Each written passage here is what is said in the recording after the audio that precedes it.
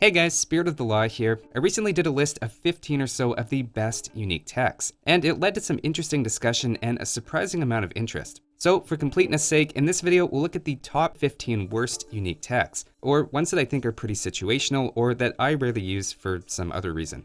Of course, there's no truly useless unique tech in all cases, but whether it gives a relatively small effect, is fairly expensive, or just doesn't fit the civilization's playstyle, there's a variety of reasons a tech can end up making this list. As odd as it might seem, I'm also not advocating here to change any of them. A civilization can be strong in different ways, through civ bonuses, tech tree options, or a powerful unique unit. And in many cases, civilizations with poor unique techs don't actually need them to be improved. The main point here is that the ones I'm listing aren't automatic pickups, and even if you are grabbing them, it's with something special or unusual in mind. I'm also picturing 800 to 1200 ELO games, and a different list could very well exist for expert level play. So with that, let's begin with the Castle Age unique techs. The first is the Celts Stronghold, which makes their castles and towers fire faster. Right away, you can see it's not an awful effect. It's pretty cheap, and 25% faster attack is a decent boost. The issue is just that castles, and to a lesser extent towers, are already great at dealing damage to most units, so players already try their best to avoid fighting under them.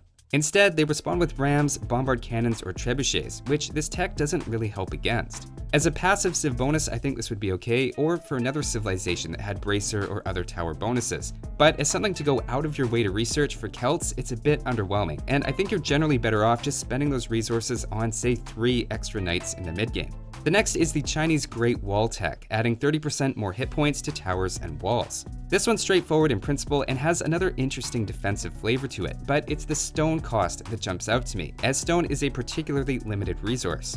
The 200 stone cost is enough for 40 pieces of wall, which on Arabia can be close to enough to build an entire second layer around your base, doubling its strength rather than just adding 30% HP to an existing one. It's a similar story on Arena as well, and in most cases I'd rather have 2 layers of wall than one that's just 30% stronger. For comparison, fortified walls is significantly cheaper with no stone cost, and adds more HP as well as extra hidden armor and resistance to anti-building bonus damage. If you're looking for every last possible hit point on walls and towers, then sure, you can grab this tech. But especially in Castle Age, I think there's more useful ways to spend 200 stone. Next up is Marauders for the Huns, letting them train Tarkans at the stable. Again, it's a pretty cheap tech, so you might figure why not pick it up and have the option to make Tarkans later. The problem is just that Tarkans aren't made all that often because they lose to the Nightline and just about anything else in melee. They train slower at stables as well, so it doesn't even double their production speed to use an equal number of castles and stables to produce them. Generally, you just stick with the Nightline if you're Huns and ignore this tech altogether, unless you're doing something particularly spicy like a surprise Tarkan rush. The next one is Lithuanians' hill forts, giving their town centers +3 range. The obvious advantage here is that their town centers are no longer outranged by crossbows or mangonels. That sounds pretty good, but it's a unique tech, so you need to get this at a castle, plus spend 250 food and gold. To me, that feels like a lot of investment to negate a relatively specific threat. Even with the tech, you still need villagers garrisoned and idle to get the benefit, while rams are also still just as dangerous as before. Like a couple of others on the list, if it was a free civ bonus, it would be really nice, but rarely in a real game situation does it feel like the right time to grab it. The next one is Slavs Orthodoxy, giving monks +3 melee and pierce armor. I can see getting it if you're using a lot of monks to heal, but that in itself isn't incredibly common. Again, it's not that often you'll have a castle up to grab this tech while also having a lot of monks, and then have this tech save enough of them to make it worth the hassle. They go from taking 3 to 4 hits from knights or light cavalry, and from 6 to 10 from crossbows, so it's a noticeable improvement, but very situational. I have a similar feeling towards the Saracens Madrasah, which refunds 1/3 of the cost of a monk when it's killed. Theoretically, the tech pays back its gold cost after just 3 monks, so it sounds good. But those are also resources you're putting into hedging your bets if a monk push fails, instead of just putting everything you have into making it work. Combined again with how tricky it is to get an early castle while going heavily into monks, I just don't love either of these techs.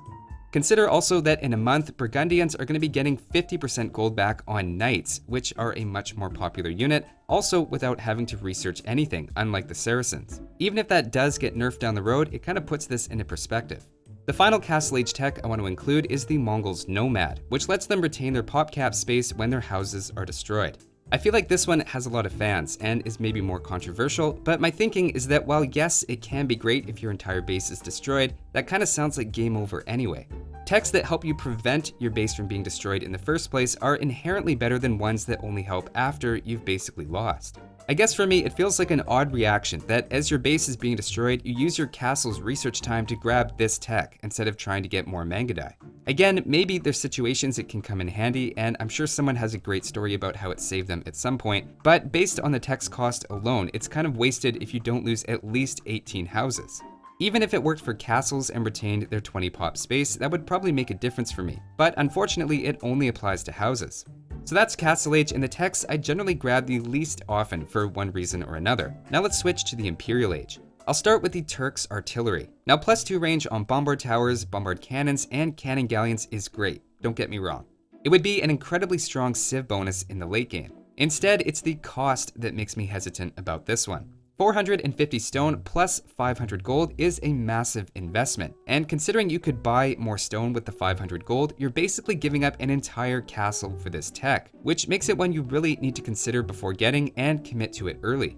It feels too expensive to decide once you're in the post-imperial stage that, yeah, actually you want it because +2 on your bombard cannons would be really nice. You could argue it doesn't belong on a list of the worst unique techs since its effect is good. The problem is justifying giving up an entire castle for it. Now you might be thinking of the Teuton's crenellations as well, which also cost stone, but in that case it helps castles gain range and more arrows, which is useful against bombard cannons. In that case, it's much easier to see how it could end up paying for itself by saving you a castle or two down the line. Next up is Cuman Mercenaries. This one's more just unusual than necessarily bad. 650 food and 400 gold for anywhere from 10 to 40 units can give good value with a large team, but it's also somewhat odd for allies who have an extra set of 10 units as a one-time thing, and often players don't even notice. For a lot of civilizations that aren't already going into cavalry archers, they just end up being thrown away. Your allies also need to be in Imperial Age to get them, which feels like a point in the game you already have a lot going on and aren't able to fully utilize 10 micro-intensive units that can't be replaced. In a similar vein, I'm also going to add Vietnamese paper money, where the Vietnamese player pays 500 food and 300 wood to give everyone on the team, including themselves, 500 gold. In a 4 vs 4, there's a ton of value on paper, and I've definitely had situations where as Vietnamese I was glad I had it, but again the one-time nature of it means if you don't immediately capitalize on it, the effect just goes away. Second to last is Silk Road for Italians, reducing the cost of trade carts and cogs by half. This is another one where if you run the numbers, it can have a great payoff, but for Italians who are already a slower civilization, it just feels a bit too passive. If you're getting a lot of raiding in your trade route, then of course it can add up, but I almost wish this one was a civ bonus. While the net effect helps the Italians save a lot in the late game, it's awkward to invest in a tech that makes investing in trade cheaper, but only after a 60-second delay while you research it. It also doesn't help that it's completely useless in 1 vs 1 games. Overall though, I'd say the Imperial Age unique techs in general tend to be stronger than Castle Age, and most of what I'm calling the worst techs are still useful at various points. Arguably, there's a use case for all of the Imperial Age unique techs, that is, except for one. You know which one I mean, the Huns Atheism. In case you forget, it adds to the countdown in Wonder and Relic victories, which unfortunately doesn't apply to the most popular game mode, Conquest.